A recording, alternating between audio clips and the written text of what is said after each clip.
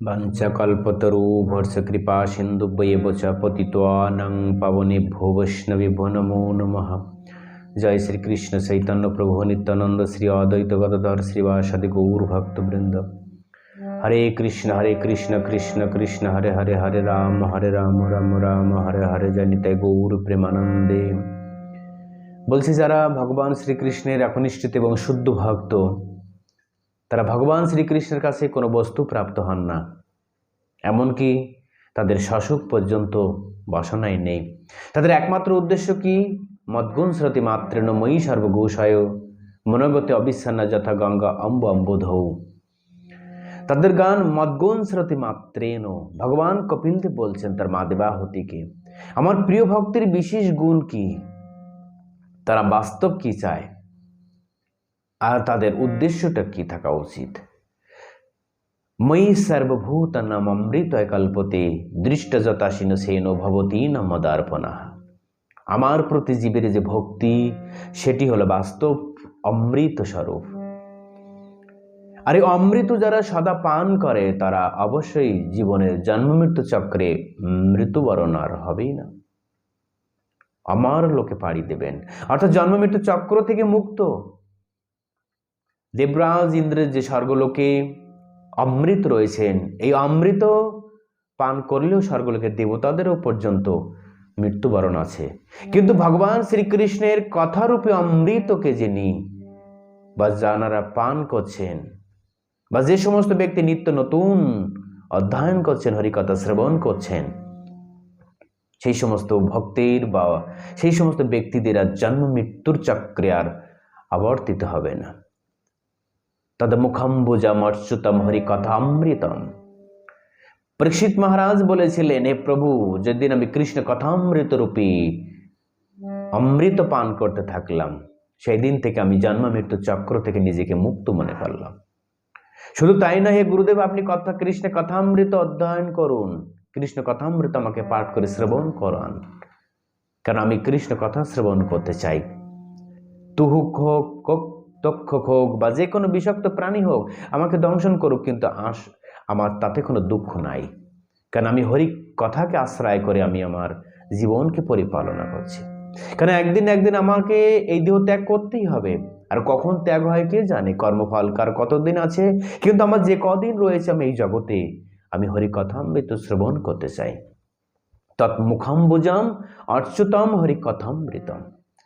হে গুরুদেব, আপনার কথামৃত শ্রবণ করে, আপনার শ্রীমুখ থেকে পরম পবিত্র ভগবান শ্রীকৃষ্ণের অপ্রাকৃত ধ্বনি শ্রবণ করে আমি আমার পিপাসা নিবৃত্তি করে দিলাম। জড়জগতের কোনো পিপাসা আমার আজ কিছুই করতে পারছে না, কারণ আপনার কথামৃত পান করে আমি আজ জীবিত রয়েছি। এই জন্য ভাগবতে স্বয়ং শিলা কপিলদেব মহারাজও তাই বলছেন, যদি কোনো ব্যক্তি আমার মত মানে আমার গুণ, আমার লীলা কথা শ্রুতিমাত্রেণ শ্রবণ করে, সর্বগোষায় গোপনীয় কথা অর্থাৎ বৃন্দাবন লীলা যদি কেউ শ্রবণ করে, মনোগতি অবিচ্ছন্ন যথা গঙ্গা অম্বুধ, মন আর কখনো বিচ্ছিন্ন হবে না, অবিচ্ছন্ন গতিতে চলবে। মনের গতি একটা হওয়া উচিত। মন স্বাভাবিকভাবে চঞ্চল, বহু দিকে চলতে থাকে। চঞ্চল রমণীর মতন মন, যেমন সে স্থির নয়, এদিক সেদিক ঘুরতে থাকে, ঠিক তদরূপ ভাবে মনও চঞ্চল। এই চঞ্চল রূপী মনকে কিভাবে নিযুক্ত করে অবিচ্ছন্ন রূপে স্থির করা যায়, তার নির্ণয় সঠিকভাবে ভগবান শ্রী চৈতন্য মহাপ্রভু দিয়েছেন কৃষ্ণদাস কবিরাজ গোস্বামীর মাধ্যমে। কেন কৃষ্ণদাস কবিরাজ গোস্বামী যে গ্রন্থ লিখছেন সে মদন মোহন প্রভুর কৃপা বা মদন মোহন দেবের কৃপা। আর এই কথামৃত স্বয়ং মদন তিনি বলছেন, আমি না লিখি লিখায় মরে মদন মোহন। আমি এই কথা লিখছি না, এ স্বয়ং মদন মোহন আমাকে দিয়ে লেখাচ্ছেন। আমরা যে চৈতন্য চরিতামৃত গ্রন্থ পাঠ করি বা শ্রবণ করি, স্বয়ং ভগবান শ্রীকৃষ্ণের মদন মোহনের কথা, মদন মোহিত। এই জন্য ভগবান শ্রীকৃষ্ণের দিব্য শব্দ তরঙ্গ সম্পূর্ণ চিন্ময়। তাই কপিলদেব মহারাজ তাই বলছেন, আমার কথা শ্রবণ করো, আমার কথা কীর্তন করো, আর আমার উদ্দেশ্যে মনকে নিবেদিত করো, মন স্থির করো। গঙ্গার জল যেমন সব সময়ের জন্য সমুদ্রের দিকে ধাপিত, ঠিক তদরূপে মন রূপী স্রোতকে আমার চরণরূপী সাগরে নিযুক্ত করো। ভগবান শ্রীকৃষ্ণের প্রিয় ভক্ত স্বয়ং শ্রীল রূপ গোস্বামীপাদ তাই বলছেন যে বন্দে ভাবান্তম বন্দে মনরস মধু কর পয় নিজ পদ মকরন্দে, নিজ পাদ পদ রজ মকরন্দে, যদপি বিধিরপি পশ্যন্তে নো তব নখাগ্র মরিচিম। হে প্রভু, তোমার মন বা আমার এই মন তোমার চরণরূপী মধুতেই নিযুক্ত করো। কারণ এই মন তিনি মৌমাছির সঙ্গে তুলনা করেছেন। স্বাভাবিকভাবে মন কি করে? এদিক সেদিক ঘুরতে থাকে। মৌমাছিও তাই বিভিন্ন ফুলে গিয়ে মধু সংগ্রহ করে, কিন্তু বহু ফুলে গিয়ে সংগ্রহ করলে কি হবে? তার উদ্দেশ্য একটাই, একটা নির্দিষ্ট স্থানে সেটা সঞ্চয় করে রাখা। ঠিক তদ্রূপে মন রূপী মৌমাছিকে ভগবান শ্রীকৃষ্ণ রূপী পাদ পদ্মে নিযুক্ত করাই হলো জীবের চরম ধর্ম।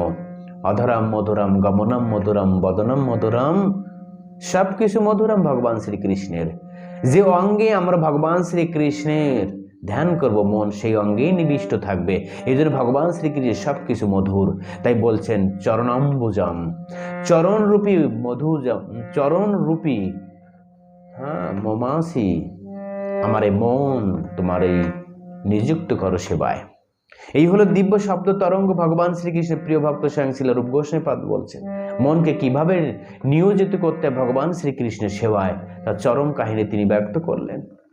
এই জন্য চঞ্চলামি মন কৃষ্ণ প্রমাতাই বলবাদ দুরাম অভ্যাসন্ত কন্তি বৈরাগ্যম সে গৃহত, ভগবান কৃষ্ণ নিজেই বলেছিলেন গীতায়। তাই কৃষ্ণের গুণ কথা শ্রবণ করো, কৃষ্ণের গুণ, কৃষ্ণের লীলা, কৃষ্ণের ধাম, কৃষ্ণের পরিকর ইত্যাদি। এই সমস্ত সঙ্গে যদি কোনো ব্যক্তি সবসময় যুক্ত থাকে, তাই এই অস্থির মনকে আর কোনো দিন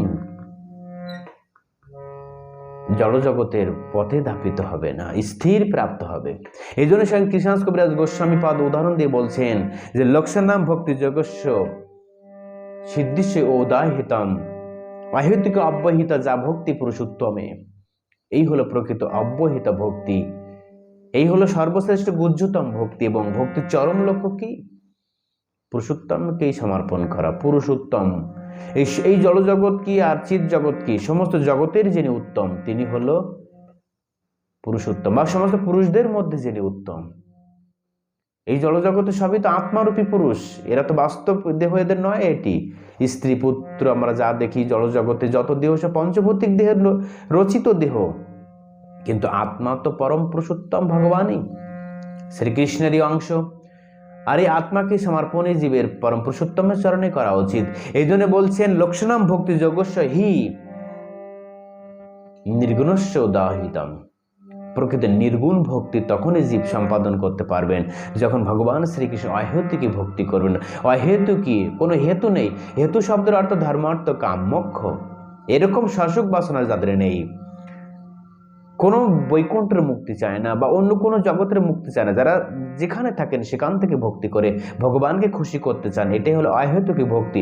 অর্থাৎ আমি যে কর্ম করছি, যে ভক্তি করছি, এর বিনিময়ে আমি কিছু চাই না, একে বলা হয় অহেতুকী ভক্তি। আর এই ভক্তি যদি কোনো ব্যক্তি পরম পুরুষোত্তম ভগবান শ্রীকৃষ্ণের চরণেই সমর্পণ করে, তবে জীবের অন্তিম গতি প্রাপ্ত হবেন।